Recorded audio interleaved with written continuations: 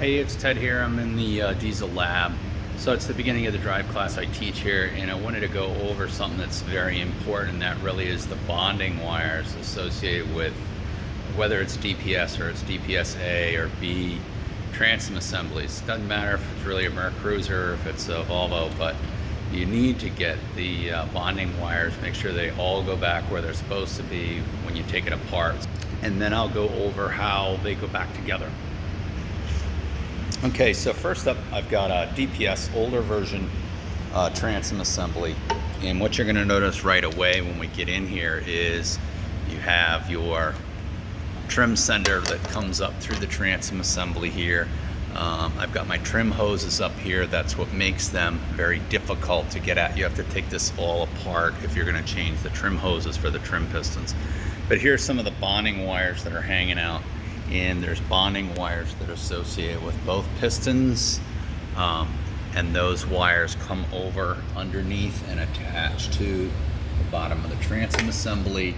And then we have clips here for all of your hose clamps, which are going to go on the bellows, on the exhaust, and on the main bellows. So it's very important that these all go back together where they're supposed to. I stress this in the class so we don't have corrosion failures of hose clamps, and then ultimately, failures of the drive bellows and the gimbal bearing and so on. Over here is a OceanX that we've taken apart. The students have got this apart, and you're going to see again that, so these clips here again are going to be associated with the bonding of the hose clamps as well as the trim motor assembly over here.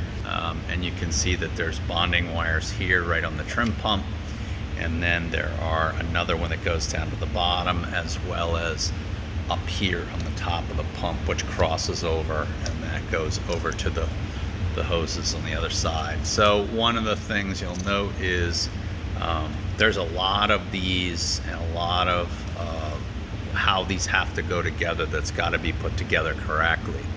So I'm going to go over kind of how these attach to the pistons and the direction in which they go. So let's go take a look at that. Okay, so here's a Ford drive that's on a stand, and I'm going to go over the way that the bonding wires are connected to this, because this one is fully together. First is, let's start with the trim motor itself. So with the trim motor itself here, we have one bonding wire here on this link. I have one on the back side down low. So these two wires are crimped together, and they go up over the top of the exhaust bellows and go around to the other side.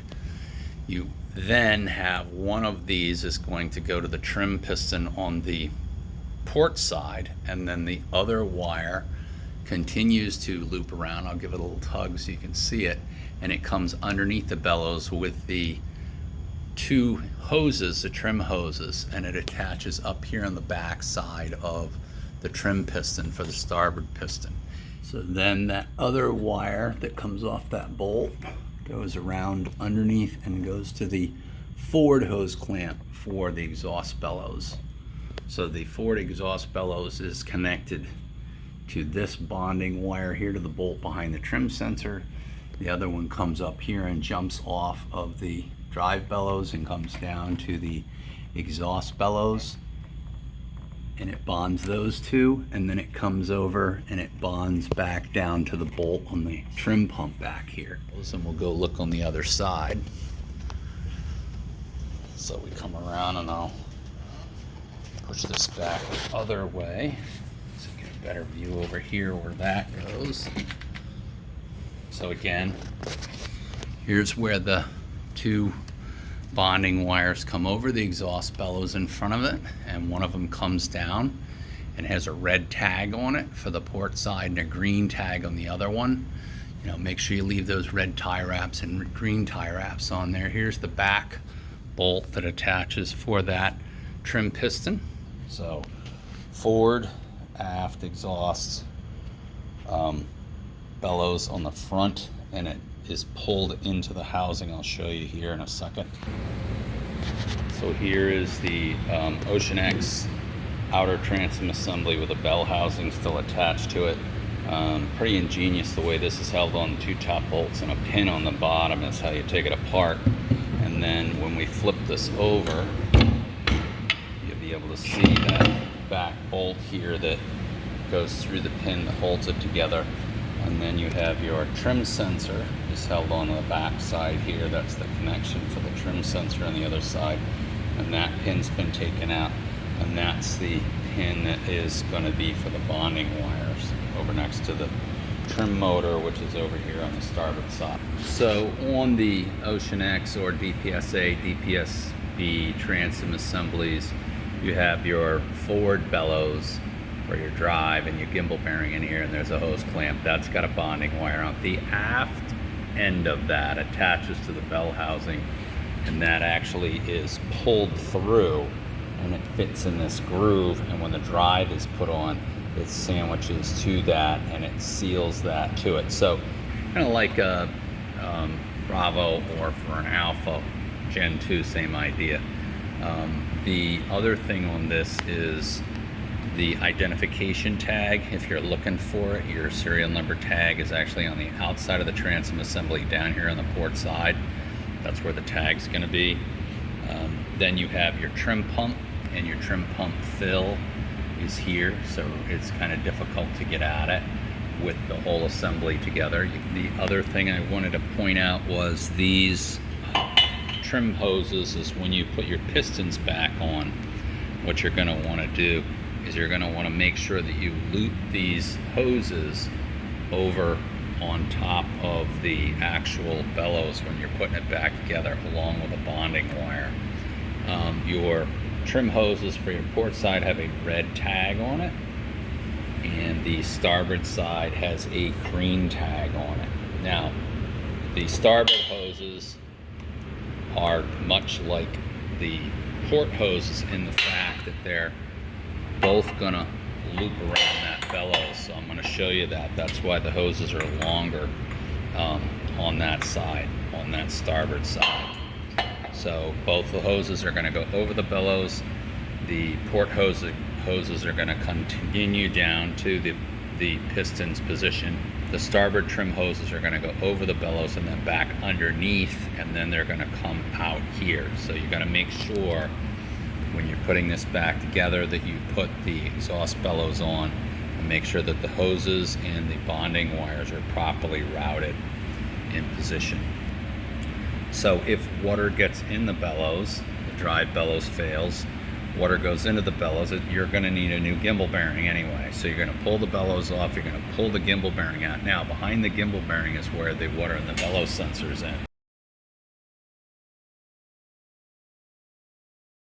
If you need to change that, you need to come around here, and you can see that that sensor, and it's tucked up underneath the housing here, so it's not the easiest place to get at.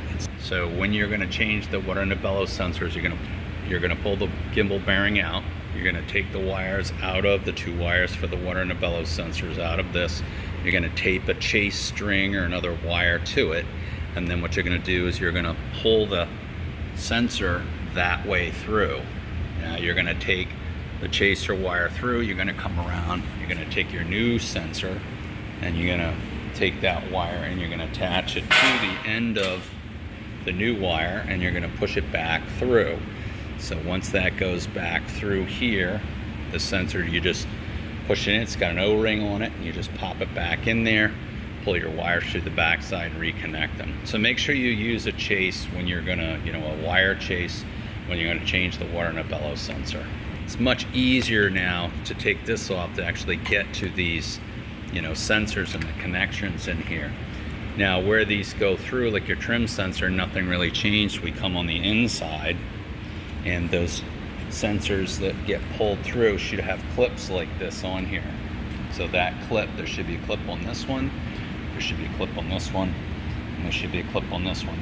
As well, you also have inside the boat, we're going to have bonding wires here that are also going to bond the inner transom assembly, and there should be a wire that comes down and it goes to the steering arm here, so that you actually are bonding the steering arm to this, as well as there are ground wires here coming off of the transom assembly to the engine as well.